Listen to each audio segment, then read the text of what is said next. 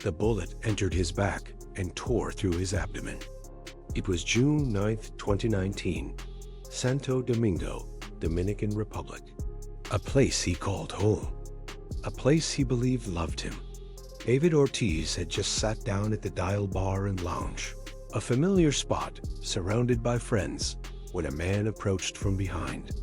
There was no warning, no argument, no robbery, just a hired assassin, a .40 caliber pistol, and a single devastating shot that would rupture his intestines, shatter part of his liver, and leave one of baseball's most beloved figures bleeding on a dirty floor thousands of miles from Fenway Park.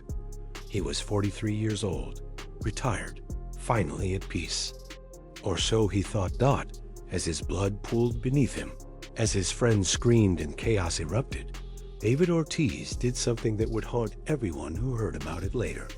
He didn't cry out. He didn't beg. He looked at the man beside him and said, quietly, almost confused, "Please, don't let me die. I'm a good person." Doctors would later say he had minutes, that the damage was catastrophic, that if the ambulance had arrived even slightly later, if the emergency surgery hadn't been performed with impossible precision, if a private jet hadn't been scrambled to fly him to Boston, the world would have lost David Ortiz that night. And the worst part? The shooting wasn't random. Someone had paid to have him killed. Someone wanted Big Papi dead. This is not the story you think you know. It's not about home runs. It's not about championships. It's about a man who spent his entire life fighting against the idea that he wasn't enough. And it's about the wounds that fame can never heal. Before we go deeper into the darkness, you need to understand something about David Ortiz. He is, statistically and emotionally, one of the most clutch hitters in Major League Baseball history. Over 20 seasons, he amassed 541 home runs, 1,768 RBIs, and a career that redefined what a designated hitter could mean to a franchise. He was a 10-time All-Star, a 3-time World Series champion, the 2013 World Series MVP, where he batted an almost mythical .688 against the St. Louis Cardinals. In Boston, he was more than a player. He was a symbol. When the city was reeling from the 2013 Boston Marathon bombing, it was David Ortiz who grabbed a microphone at Fenway Park and declared to the world, "This is our city, and nobody is going to dictate our freedom." The FCC let the profanity slide. The nation understood. In that moment, Big Papi became something larger than sports. His jersey, number 34, was retired by the Red Sox. His legacy was cemented with a first-ballot Hall of Fame induction in 2022. He received over 77% of the vote, becoming the first player to be inducted primarily as a designated hitter. By every measure, David Ortiz achieved the American dream. The Dominican kid who barely spoke English became the heartbeat of one of baseball's most storied franchises. But that's not the full story, because the man who smiled for cameras, who hugged teammates, who became synonymous with Boston joy, carried something inside him that no championship could fix. Something that started long before he ever stepped onto a professional diamond. David Americo Ortiz Arias was born on November 18, 1975, in Santo Domingo, Dominican Republic. The streets of his neighborhood weren't kind. Poverty wasn't a temporary condition there. It was generational, institutional, baked into the concrete. His father, Enrique, worked multiple jobs, but still struggled to provide consistent stability. His mother, Angela Rosa Arias, was the emotional center of the household, a woman who believed fiercely in her son, even when circumstances suggested he should dream smaller. She sold goods in local markets. She worked until her hands were raw. And she told young David, again and again, that he was destined for something greater. But here's what shaped David more than the poverty, The pressure. In the Dominican Republic, baseball isn't just a sport. It's an economic escape route. For families like the Ortiz clan, a son with athletic talent represented the only realistic chance at financial salvation. This creates something complicated in a young boy's psychology. You're not just playing a game. You're carrying the weight of everyone who sacrificed for you. Every swing of the bat is either justification for your family's hope or evidence of your failure. David internalized this early. He didn't talk about it much, but those who knew him as a teenager described a young man who was almost uncomfortable with relaxation. He practiced obsessively. He studied hitters on grainy television broadcasts. He swung until his palms bled, and then swung more. But there was another element to his psychology that would define his entire career: the fear of being overlooked. David was tall for his age, but he wasn't flashy. Dominican scouts were looking for speed, for toolsy players with 5 skilled potential. David was a hitter, just a hitter. And in a country overflowing with baseball talent, being just anything felt like a death sentence. He learned early that the world would underestimate him, and that lesson carved something deep into his identity. A chip on his shoulder that would never fully dissolve, no matter how many home runs he hit. Then came the moment that fractured him. On New Year's Day, 2002, Angela Rosa Arias was killed in a car accident. She was 51 years old. David was 26, still fighting for a permanent roster spot, still unproven in the eyes of most baseball analysts. He received the phone call in the middle of the night. His whole body went cold. The woman who had believed in him when no one else did was gone, and she would never see what he was about to become. David has spoken about this loss sparingly, but when he does, the pain is visceral. "She was my everything," he once said. "She was the reason I kept going when everyone told me I wasn't good enough." What he rarely discusses is how that grief transformed into something else: a desperation, a need to prove that her faith wasn't wasted. Every at-bat after her death carried invisible weight. Every clutch moment was, in some way, a conversation with a ghost. This is the psychological architecture of David Ortiz, a man built from poverty, pressure, fear of insignificance, and grief. The smile was real. The joy was genuine. But underneath it all was an engine powered by loss. Before he became Big Papi, David Ortiz was a failure, not in the dramatic Hollywood sense, but in the grinding, soul-crushing way that professional sports can destroy a person without anyone noticing.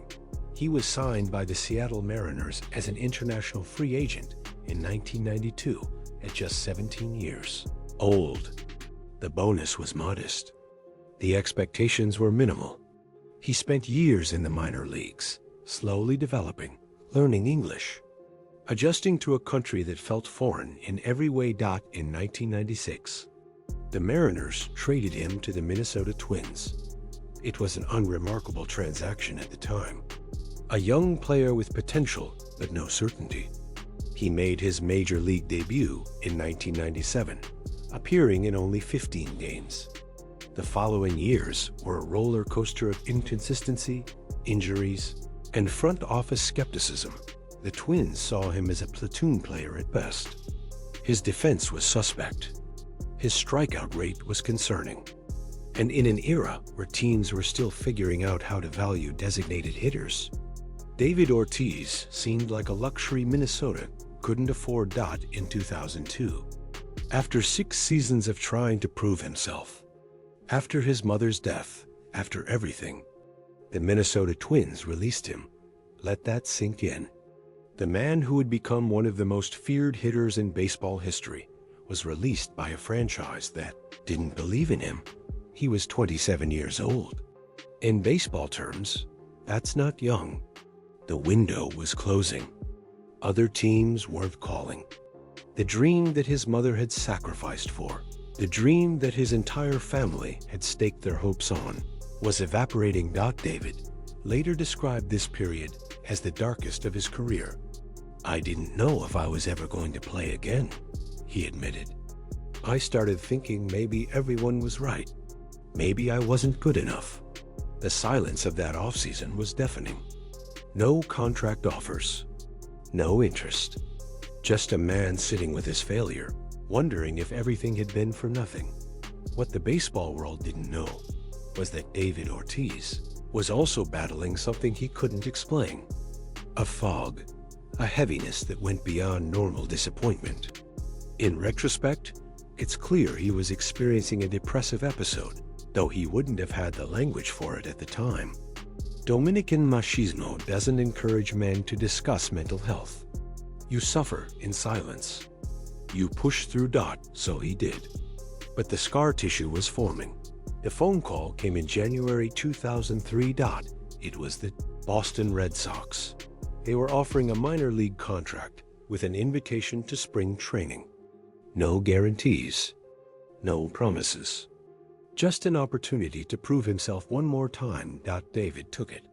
What choice did he have? But here's what most people don't know about that spring training. David Ortiz almost didn't make the team. The Red Sox were skeptical. His track record was mediocre. His body was question mark. He was competing against established players for limited roster spots. During those weeks, David existed in a state of controlled terror. Every at-bat was an audition. Every strikeout felt like confirmation that the doubters were right. He couldn't sleep properly. He called his father constantly, seeking reassurance. The man who would later become synonymous with clutch performance was, in those moments, desperately fragile. And then something shifted. It wasn't mystical. It wasn't a divine intervention. It was simpler than that. David Ortiz stopped trying to be what everyone else wanted and started being himself. He adjusted his stance. He trusted his hands. He stopped overthinking and started reacting. The home runs began to come. Not just any home runs, but towering, majestic blasts that made scouts reconsider everything they thought they knew. The Red Sox kept him. And then they gave him the lineup spot that would change everything. But the breaking point wasn't really about baseball. The real crisis came later, when success was already his in 2009. David Ortiz was named on a list of players who allegedly tested positive for performance-enhancing drugs during supposedly anonymous testing in 2003. The New York Times broke the story. The baseball world turned on him overnight. That Big Papi, the beloved figure, the clutch hero, suddenly recast as a cheater. David held a press conference. He was emotional, defensive, and clearly wounded. He denied knowingly taking any banned substances. He pointed out the unreliability of the tests.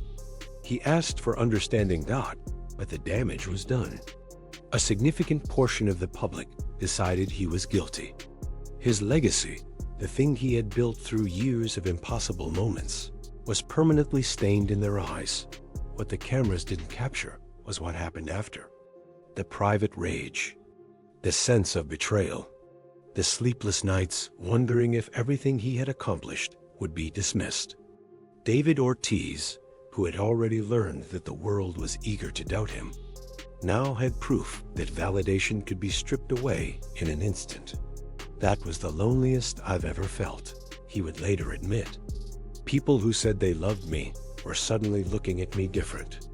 And there was nothing I could do to make them believe me." Some athletes would have crumbled. David Ortiz made a different choice. David Ortiz is now 50 years old. He works as a baseball analyst. He mentors young players. He spends time with his children, trying to give them the presence his career once made difficult. He has found a certain peace, though peace is perhaps too simple a word for what he carries. When you study his life closely, patterns emerge. A man shaped by poverty, who never fully escaped the fear of scarcity. A man forged by his mother's faith, who lost her before he could prove that faith was justified. A man who achieved everything baseball offers, and still found himself bleeding on a barroom floor, asking not to die. The trajectory of David Ortiz's life is not a simple rise. It's a series of resurrections. From obscurity, from doubt, from allegations, from the literal edge of death. Each time, something died and something new was born in its place. This is what the highlight reels don't show.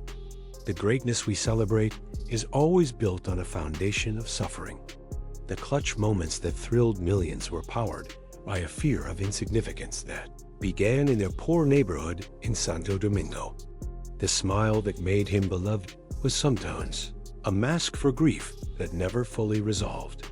And here is the uncomfortable truth about legends. We need them to be simple.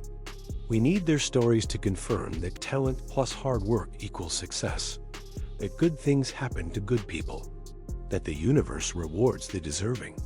David Ortiz's real story complicates all of that. He worked harder than almost anyone and was still released. He achieved everything and was still nearly destroyed by allegations he couldn't disprove. He retired peacefully and was still shot by a hired killer. The universe doesn't reward. It tests.